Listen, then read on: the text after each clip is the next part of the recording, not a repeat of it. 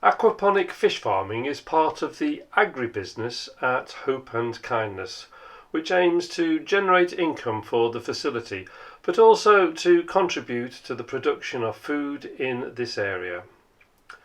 Little would the casual observer be aware that beyond the playing fields at Hope and Kindness, shown here, reside the 4 large polytunnels that house the aquaponic systems. Let's take a look inside one of the polytunnels to show how the aquaponic system here is configured to maximise the production of tilapia fingerlings, that is, baby tilapia fish. In each of these 5 large tanks, which we call brooder tanks, live 30 female and 15 male fish. The fish breed and large numbers of fingerlings are produced at regular intervals. Shortly after birth, the tiny fingerlings are transferred to these smaller tanks where they grow.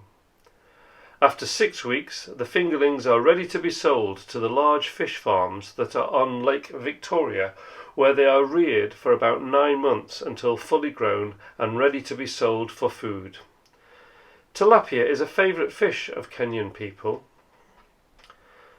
The water from the brooder tanks and the fingerling tanks is drained by gravity to these soil-free grow beds where vegetables or other edible plants can be grown. The plants utilise the excrement from the fish, which is in the water, as fertiliser. In doing so, the plants in effect clean the water. The cleaned water then drains out of the grow beds and back into a water sump tank. From the sump tank, this cleaned water is then pumped back into the brooder and fingerling tanks. So, the water just goes round and round, with just the water lost to evaporation having to be replaced. This is a massive advantage of an aquaponic system for producing fish and vegetables in areas where water is a precious commodity. Any replacement water that is required comes from the large water tanks that store water that is harvested from the roofs of the school buildings when it rains. Let's take a closer look. In each polytunnel there are 2 sump tanks. Here is one of them filling up with water from the grow beds. Here we see the water being pumped to the brooder tanks.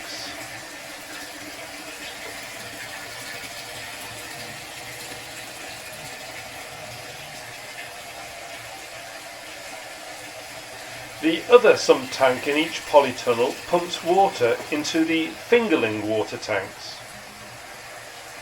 Note that as the water is pumped through the hoses, it then cascades in the air through several holes in the hoses into the tanks, and thus oxygenating the water. By gravity, water drains from the brooder and fingerling tanks into the grow beds. The grow beds shown here have kale growing, but various other plants can be grown. Notice also that the grow beds are filled with non-soil clay balls. Gravel is often used for this too. Naturally occurring bacteria on the clay balls or gravel convert the ammonia-rich fish excrement into nitrates, a rich source of fertiliser for the plants.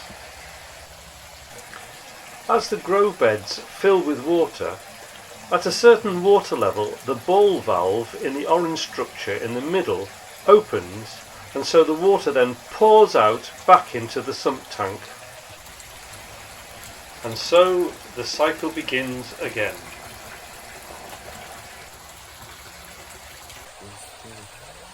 When the newly born fingerlings are taken from the brooder tanks, they are carefully counted.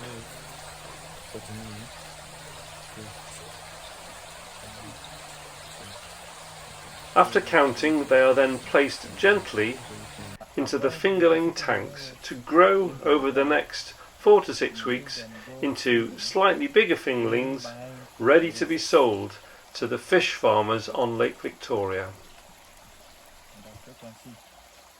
Staff at the facility regularly check on parameters such as water quality, water temperature, water pH, number of fingerlings produced each week, all of which are manually recorded and then entered into a computer spreadsheet. The aim is to maintain optimum parameters for fish health and productivity. Two major inputs are required for this system to work. Firstly is a constant and reliable source of electricity for the water pumps to work.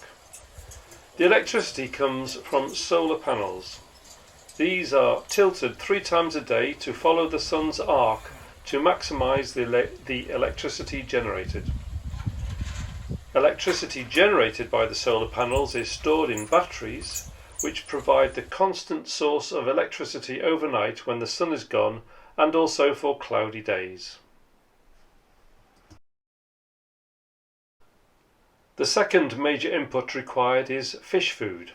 Currently, a commercially available food is bought to feed the fish, but we are experimenting with farming crickets to feed the fish, which we hope will substantially reduce the cost of feeding the fish.